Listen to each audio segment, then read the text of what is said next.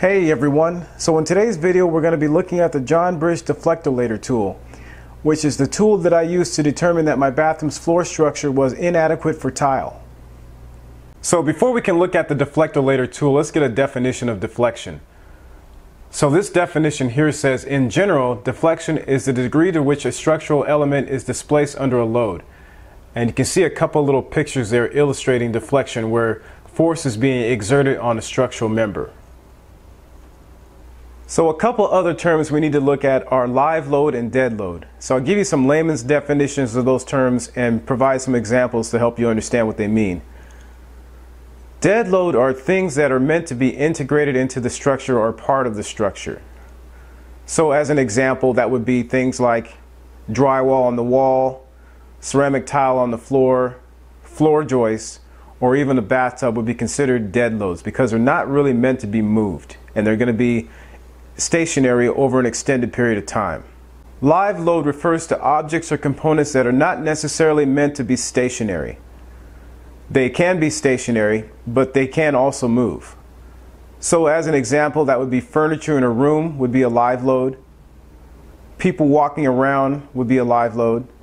And then in the case of a bathroom, we talked about the tub being a dead load, but the water in the tub and the people in the tub would be considered live loads because they can change and move over time.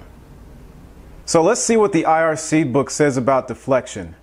If you go to the DIYapprentice.com website and then click on resources up here in the right hand corner, you'll see there's a listing for the 2018 IRC book. Once you click on that link, it'll bring up the 2018 IRC book. And then what we're going to look at is Chapter 3, Building Planning. And we're looking at Table R301.7 on allowable deflection of structural members. We're going to come down here to floors in that table, and we'll see that our allowable deflection is L360. So what exactly does that mean? So if you have a structural member, like a joist in our case we're looking at, and it spans from the outside wall, which is our concrete wall, to a beam, and that span between those two supporting members is 10 feet, that's 120 inches. So we take our 120 inches, divide that by 360, we get 1/3 of an inch. So what that means is that our allowable deflection is no more than 1/3 of an inch at the midspan of the joist in that case. Table R301.7 references Table R301.5 on live loads. The third row from the bottom is the one we're going to look at because we're talking about a bathroom, and it reads rooms other than sleeping rooms. And you can see the live load minimum is in pounds per square foot, and it's 40. So now that we've gone over that information, let's go back to the DIYapprentice.com website on our resources tab. And we're going to click on Deflectolator down here, the Deflectolator link, and bring up the calculator. So you can see this is a pretty simple looking calculator. It's not very difficult to use at all. And one of the notes here is that this calculator is designed to work with dimensional lumber only. So if you have engineered truss or I-beam type joists, you're not advised to use this calculator. So the 5 factors that are considered when you're looking at deflection are your joist material, joist height, joist width, joist spacing, and joist length. So what we're going to do here is we're going to input my original structure, see what the deflection was, and then we're going to input my current structure and see how that's changed. So let's start with our joist material selection here. You've got 3 different choices. You've got southern yellow pine or Douglas fir in good condition, unknown wood but in good condition, unknown wood kind of cracky or knotty. And so we're going to choose the first one. We're going to choose the first one because I have Douglas fir in my floor. Joist height we're going to say is 2 by 6.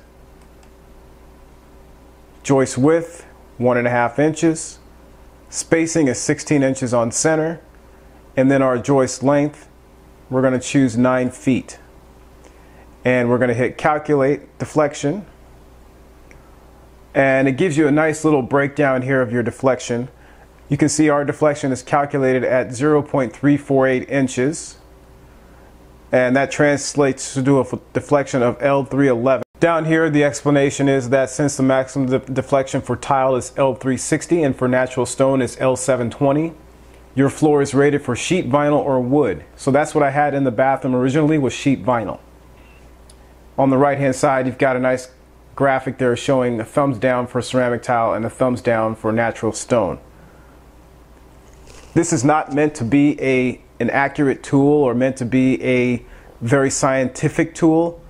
It's just kind of a rough estimate to help you determine whether your floor structure is adequate or not.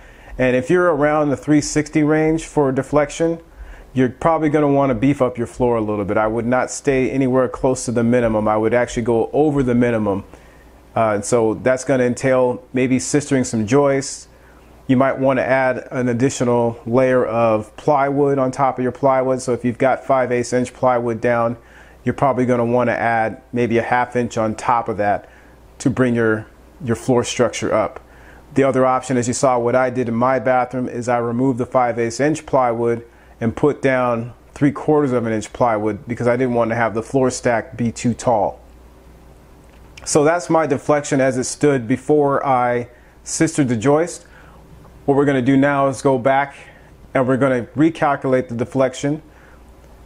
Joist material is the same, joist height is the same. Joist width though is 3 inches. I have full length sisters in my bathroom now, so that's why I'm saying it's 3 inches. Joist spacing is 16 inches on center still, and our joist length is still 9 feet. So we're going to calculate the deflection as it stands now. And you can see now that we have a deflection of 0.174 inches versus what we had before, which was almost twice that. And this translates to a deflection of L621. So you can see down here our results are that we're okay for tile, but for natural stone, we're not okay for natural stone. I don't plan on installing natural stone anywhere throughout the house because of the floor structure in here. I could probably do that in the bathroom upstairs because I've beefed that up now, but I'm most likely going to stick with ceramic or porcelain tile. So you can see that as part of our bathroom remodeling project, we really needed to look at deflection because we need to understand to what degree our floor is deflecting before we go ahead and install tile on top of that. And if we had installed the tile without actually looking at the deflection, we most likely would have had tiles popping or grout lines cracking over time. Thanks for watching, and don't forget to like and share the video and subscribe to the channel, and stay tuned for future videos. Visit our website at DIYapprentice.com.